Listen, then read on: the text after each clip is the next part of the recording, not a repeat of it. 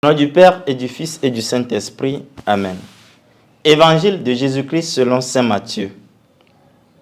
En ce temps-là, les disciples de Jean le Baptiste s'approchèrent de Jésus en disant: « Pourquoi, alors que nous et les pharisiens, nous jeûnons, tes disciples ne jeûnent-ils pas ?»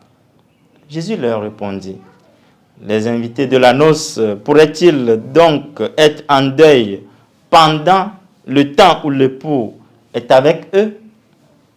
Mais des jours viendront où l'époux leur sera enlevé, alors ils jeûneront. » Acclamons la parole de Dieu.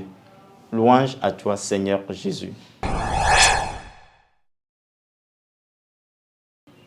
Vendredi 16 février, après la cendre,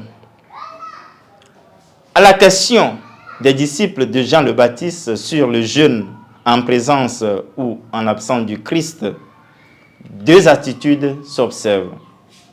Chez les pharisiens et les disciples de la voie, c'est-à-dire de Jean le Baptiste, ceux-ci, dans leur vie, ils jeûnent, ils se privent de nourriture, se sacrifient, vivent dans l'austérité, suivent les règles, les lois, les rites et les observances de la loi judaïque.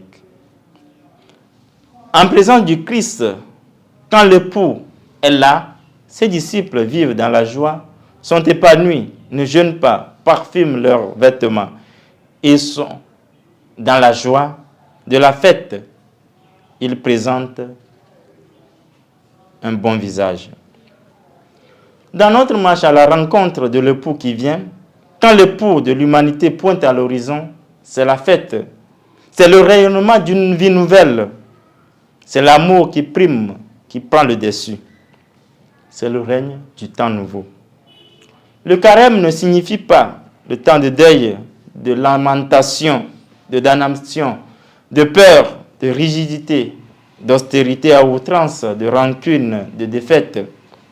Le Christ nous invite à vivre avec lui cette intimité, à contempler l'époux qui est là présent dans notre histoire personnelle, dans nos occupations, en lui cédant un moment de rencontre, d'intimité, de dialogue, de cœur à cœur avec lui.